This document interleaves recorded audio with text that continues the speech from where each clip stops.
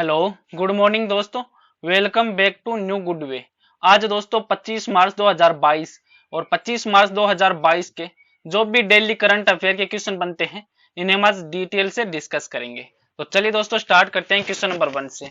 और आज का वीडियो आपको अच्छा लगे तो चैनल को सब्सक्राइब और इसका बेल आइकन पर जरूर प्रेस करें ताकि डेली के जो वीडियो अपलोड कर रहा हूँ उनका नोटिफिकेशन है वो आपको मिलता रहे। और इस वीडियो की आपको पीडीएफ चाहिए तो आप हमारे टेलीग्राम जो चैनल है वहां से इसकी पीडीएफ है वो प्राप्त कर सकते हैं और उस पीडीएफ उसकी लिंक है वो वीडियो के डिस्क्रिप्शन में दी हुई है। तो चलिए स्टार्ट करते हैं क्वेश्चन नंबर 1 से। क्वेश्चन नंबर 1 है कि more than just surgery life lesson beyond the OT नामक जो पुस्तक है उसके लेखक कौन है। तो आंसर दोस्तों ये तेहमटन एराज उड़ाविया।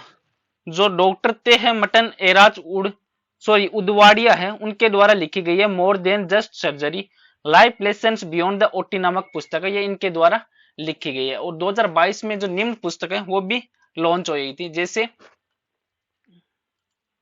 जैसे ऋचा मिश्रा है इनके द्वारा लिखी गई पुस्तक है कि Anfield barrels India's oil story, ये इनके द्वारा लिखी गई है। और ये जो ऋचा मिश्रा इन्होंने द हिंदू बिजनेस लाइन की पत्रकार और पुस्तक में जो केशव देव मालवी है उनके द्वारा जो निभाई गई महत्वपूर्ण जो भूमिका है उस पर इनके द्वारा ये प्रकाश है वो डाला गया। जो 1970 के दशक में जो तेल प्रौद्योगिकी है उसमें डिग्री के साथ जो पेट्रोलियम मंत्री थे और ओएनजीसी सही जो सार्वजनिक क्षेत्र के जो भी बिजनेस थे उससे कैरियन एनर्जी जैसे जो निजी प्रतिस्पर्धी खिलाड़ी हैं उनके लिए अन्य जो हितधारकों के ऊपर भी ये प्रकाश है वो डाला गया। और मुकेश अंबानी की आरआईएल है वो भी इसमें शामिल है। और नेक्स्ट है more than just surgery life lesson beyond the OT, ये डॉक्टर तेहमटन एराज उड़ाविया के द्वारा लिखी गई है।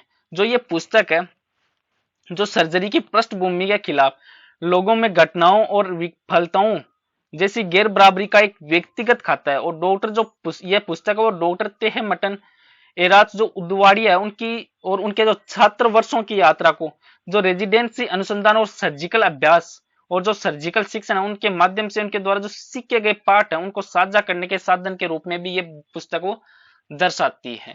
नेक्स्ट है मोदी 822 ड्रीम्स मीट डिलीवरी, ये जो पुस्तक है वो ब्लू क्राफ्ट डिजिटल जो फाउंडेशन है उनके द्वारा संपादित की गई है। और ये पुस्तक वो भारतीय जनता पार्टी बीजेपी ने उन्होंने प्रधानमंत्री जो नरेंद्र मोदी है उनके जीवन पर एक किताब जो मोदी 820 है ड्रीम्स मीट डिलीवरी उसका विमोचन करने की अभी हाल में घोषणा की और ये अप्रैल 2022 में हिट स्टैंड के लिए तैयार भी है। ये पुस्तक जो पुस्तक वो बुद्धिजीवी और विशेषज्ञ हैं उनके द्वारा लिखे गए टुकड़ों का एक संकलन है और इसे जो ब्लू क्राफ्ट डिजिटल फाउंडेशन है उनके द्वारा संपादित और संकलित किया गया है। नेक्स्ट है जो रेत समाधि, ये गीतांजलि श्री के द्वारा लिखी गई पुस्तक है जिसका हिंदी उपन्यास है टॉम ऑफ सेंड और अंतरराष्ट्रीय बुकर पुरस्कार के लिए लंबे समय से जो सूचीबद्ध 13 पुस्तकें हैं उनमें से ये एक है। नेक्स्ट क्वेश्चन है क्वेश्चन नंबर 2 कि किस शहर में जो विप्लवी भारत गैलरी है उसका उद्घाटन है वो किया गया है। तो आंसर दोस्तों ये कोलकाता शहर में, जो कोलकाता है वहां पर ये विप्लवी भारत गैलरी है उसका उद्घाटन है वो किया गया है। जो प्रेजेंट टाइम के प्रधानमंत्री हैं भारत के नरेंद्र मोदी, इन्होंने जो शहीद दिवस मनाया गया था शहीद दिवस के मौके पर एक वीडियो कॉन्फ्रेंसिंग के जरिए जो कोलकाता के विक्टोरिया मेमोरियल हॉल है उसमें विप्लवी भारत गैलरी है उसका उद्घाटन है वो नरेंद्र मोदी के द्वारा किया गया। और ये गैलरी है वो स्वतंत्रता संग्राम में जो क्रांतिकारी के योगदान और ब्रिटिश जो औपनिवेशिक शासन है उनके प्रति और उनके जो प्रतिरोध को प्रदर्शित करती है। यह एक क्रांतिकारी आंदोलन के जन्म और क्रांतिकारी जो नेताओं के द्वारा संघों के गठन और आंदोलन के प्रसार, भारतीय राष्ट्रीय सेना के गठन और नौसेना विद्रोह के योगदान आदि को ये गैलरी वो प्रदर्शित करती है। अब कोलकाता है तो ये पश्चिम बंगाल में निम्न राष्ट्रीय उद्यान है जैसे सुंदरवन नेशनल पार्क। जो सुंदरवन नेशनल पार्क है वो एक बाघ आरक्षित और बायोस्फीयर रिजर्व है और यह विश्व प्रसिद्ध है बंगाल टाइगर का घर माना जाता है। और ये सुंदरवन जो डेल्टा है वहां पर स्थित है और गंगा नदी के मुहाने पर जो घने जंगलों और जल निकायों में ये शामिल है। डेल्टा के गठन के कारण पार्क के माध्यम से यात्रा करने का एकमात्र तरीका जो पानी के माध्यम से विभिन्न नदियों नालों के नावों पर स्थित है। नेक्स्ट है गोरुमारा राष्ट्रीय उद्यान, ये भी पश्चिम बंगाल में है और ये राज्य के जो उत्तरी भाग में स्थित है, जो गेंडों का घर माना जाता है और इससे भारत के सर्वश्रेष्ठ राष्ट्रीय उद्यानों में से एक है और उसके रूप में घोषित किया गया। और शुरुआत में इस पार्क को एक आरक्षित वन के रूप में घोषित किया गया था, लेकिन बाद में इसे सन 1949 में वन्य जीव अभ्यारण्य वो घोषित कर दिया गया था। नेक्स्ट है जल्दापारा नेशनल पार्क। ये जो जल्दापारा नेशनल पार्क वो हिमालय की जो तलहटी है उसके पास स्थित है और तोरसा नदी के किनारे पे है। जो पार्क को विभिन्न वनस्पति और जीवों के लिए एक वन्य जीव अभ्यारण्य के रूप में घोषित वो किया गया था और जिनके लिए ये अनोखा घर था। और पूरे राज्य में एक सींग वाले गेंडों की सबसे बड़ी आबादी है वो जल्दापारा नेशनल पार्क में देखी जा सकती है। नेक्स्ट है बक्सा टाइगर रिजर्व है। जो बक्सा टाइगर रिजर्व है वह 260 वर्ग किलोमीटर के क्षेत्रफल में फैला हुआ है, 260 वर्ग किलोमीटर क्षेत्र में, और भूटान और भारत की जो अंतरराष्ट्रीय सीमा है उसके पास ये स्थित है। जो रिजर्व है तराई इकोसिस्टम का एक हिस्सा माना जाता है जिसे बहुत ही नाजुक माना जाता है और ये सन 1983 में देश के जो 15 के रूप में इसे बनाया गया था, बाघ आरक्षित के रूप में। नेक्स्ट है नीरावेली नेशनल पार्क। ये जो नीरावेली नेशनल पार्क है वो कालिम्पोंग क्षेत्र में स्थित है और ये पश्चिम बंगाल का दार्जिलिंग जिला है, वहां पर ये स्थित है। और इस पार्क का जो जैविक क्षेत्र है वह देश का सबसे घनी क्षेत्रों में से एक और ये अनोखे लाल पांडा का घर है वो माना जाता है। अब कोलकाता है तो कोलकाता को पूर्वी भारत का प्रवेश द्वार वो भी कहा जाता है और कोलकाता को आप मैप में देख सकते हैं। कोलकाता है वो पश्चिम बंगाल का एक जिला है। नेक्स्ट क्वेश्चन है क्वेश्चन नंबर 3 कि step up to end TB World TB Day summit 2022 है, इस वह किस शहर में आयोजित किया गया है? तो आंसर दोस्तों ये न्यू दिल्ली में आयोजित किया गया है। नई दिल्ली में जो step up to end TB है और वर्ल्ड टीबी डे समिट 2022 है, ये नई दिल्ली है, वहां पर यह आयोजित किया गया। जो केंद्रीय स्वास्थ्य मंत्री हैं डॉक्टर मनसुख मंडाविया, इन्होंने नई दिल्ली में जो विश्व क्षय रोग दिवस के अवसर पर जो step up to end TB World TB Day summit 2022 है उसका उद्घाटन है वो किया है। जो केंद्रीय स्वास्थ्य मंत्री हैं वो टीबी उन्मूलन हासिल करने के लिए एक अच्छा प्रदर्शन करने वाले राज्यों और जिलों को पुरस्कृत करेंगे। और सन 2018 में जो नरेंद्र मोदी है इन्होंने दिल्ली एंड टीबी समिट की अध्यक्षता की थी और 2030 तक के टीबी से संबंधित जो भी एसडीजी है एसडीजी इनके लक्ष्य को 5 साल पहले 2025 तक भारत में टीबी को समाप्त करने का प्रस्ताव वो भी रखा गया है। नेक्स्ट क्वेश्चन है क्वेश्चन नंबर 4 कि पुष्कर सिंह धामी ने दूसरी बार किस राज्य के मुख्यमंत्री के रूप में शपथ ली है? तो आंसर है दोस्तों ये उत्तराखंड राज्य के रूप में। जो पुष्कर सिंह धामी है इन्होंने 23 मार्च 2022 को उत्तराखंड के 12वें मुख्यमंत्री के रूप में दोबारा शपथ लिया और उन्हें राज्यपाल गुरमीत सिंह इन्होंने पद की गोपनीयता है और इसकी शपथ वो दिलाई है। और उनके साथ जो 8 मंत्री हैं इन्होंने भी इसके साथ शपथ ली है। और पुष्कर सिंह धामी वो कुमाऊं क्षेत्र के जो उधम सिंह नगर जिले की जो खटीमा सीट है उसे 2 बार विधायक भी रह चुके हैं। अब उत्तराखंड है तो उत्तराखंड में निम्न स्थान है जो काफी देखने योग्य है। जो पहला है केदारनाथ मंदिर। जो केदारनाथ मंदिर है वो भारत के उत्तराखंड राज्य के जो रुद्रप्रयाग जिले है वहां पर स्थित है, जो हिंदुओं का मंदिर है वो माना जाता है। और उत्तराखंड में हिमालय पर्वत की गोद में केदारनाथ मंदिर है जो 12 ज्योतिर्लिंग में सम्मिलित होने के साथ साथ 4 धाम और 5 केदार में से भी एक है। नेक्स्ट है यमुनोत्री। जो यमुनोत्री है वो उत्तरकाशी जिले में समुद्र तल से लगभग 3235 मीटर की ऊंचाई पे स्थित है मंदिर है और ये मंदिर है जो देवी यमुना का मंदिर है माना जाता है। नेक्स्ट है बद्रीनाथ मंदिर। जो बद्रीनाथ मंदिर या बद्री नारायण मंदिर है वो भारतीय जो राज्य है उत्तराखंड उसमें चमोली जनपद में अलकनंदा नदी के तट पर स्थित है एक हिंदू मंदिर और ये हिंदू देवता जो विष्णु है उनको समर्पित है बद्रीनाथ मंदिर। और ये स्थान हो इस धर्म में वर्णित जो सर्वाधिक पवित्र स्थान जो 4 धाम है उनमें से एक प्राचीन मंदिर है। नेक्स्ट है ऋषिकेश।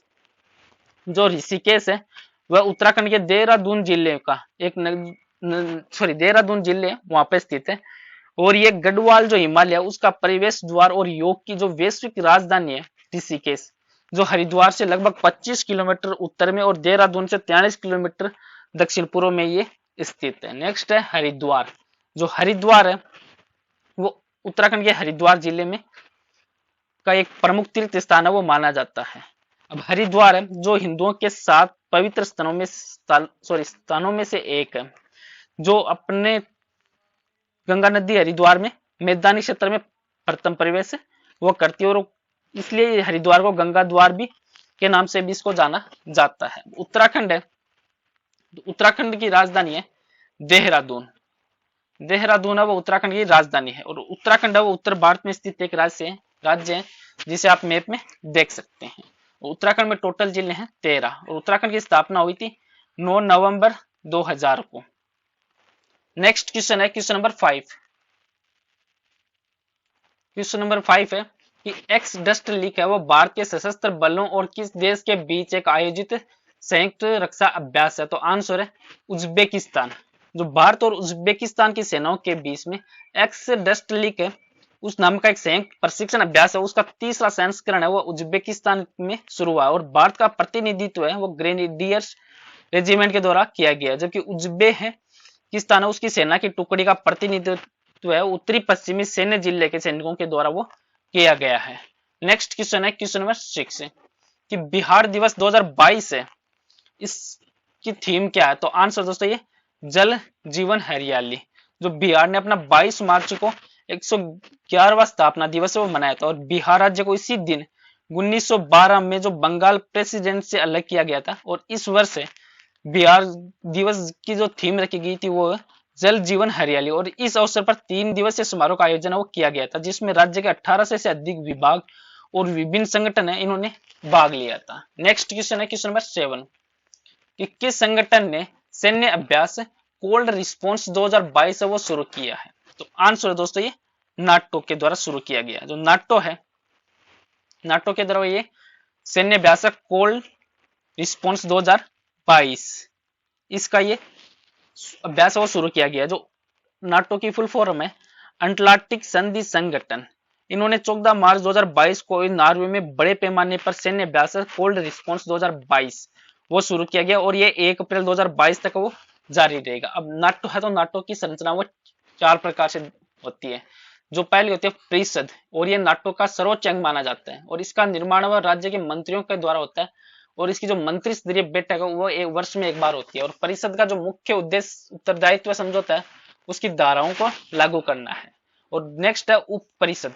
ये जो परिषद है नाटो के सदस्य देशों के द्वारा नियुक्त जो कूटनीतिक प्रतिनिधित्व है उनकी एक परिषद है, और ये नाटो के संगठन से संबंध जो सामान्य हित वाले विषयों पर विचार करते हैं। नेक्स्ट है कि प्रतिरक्षा समिति, और इसमें नाटो के सदस्य देशों के जो प्रतिरक्षा मंत्री वो शामिल होते हैं, और इनका मुख्य कार्य होता है जो प्रतिरक्षा और रणनीति और नाटो और गैर नाटो देशों में सैन्य संबंधी जो विषय हैं उन पर विचार विमर्श करना। और लास्ट 4th है सैनिक समिति, और इसका मुख्य कार्य वो नाटो परिषद और उसकी जो प्रतिरक्षा समिति है उसको सलाह देना, और इसमें सदस्य देशों के सेनाध्यक्ष वो शामिल होते हैं। नेक्स्ट क्वेश्चन है क्वेश्चन नंबर 8 कि राजेश गोपीनाथन है वो किस कंपनी के प्रबंधक निदेशक और मुख्य कार्यकारी अधिकारी हैं? एमडी और सीईओ है। तो आंसर है ये टीसीएस। टीसीएस है जो टाटा कंसल्टेंसी सर्विसेज है। इन्होंने राजेश गोपीनाथन को कंपनी के एमडी और सीईओ के रूप में 5 साल के लिए नियुक्त करने की वो घोषणा की है।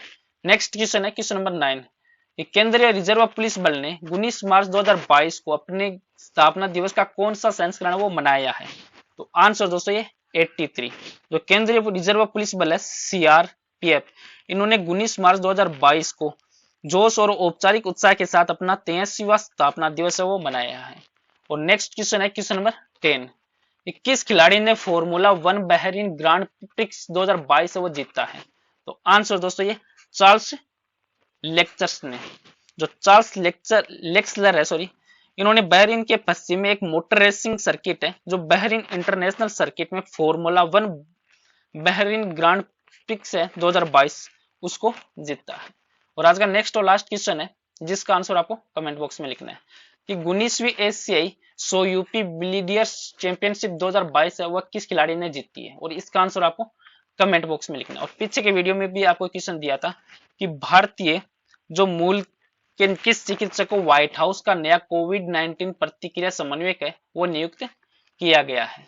इसका आंसर था दोस्तों आशीष झा। जो आशीष झा है वो अमेरिका में रहने वाले भारतीय मूल के चिकित्सक है और आशीष झा को व्हाइट हाउस का नया कोविड-19 जो प्रतिक्रिया समन्वयक है वो नियुक्त किया है और ये जल्दी जो जेब जिम्स हैं उनकी वो जगह लेंगे।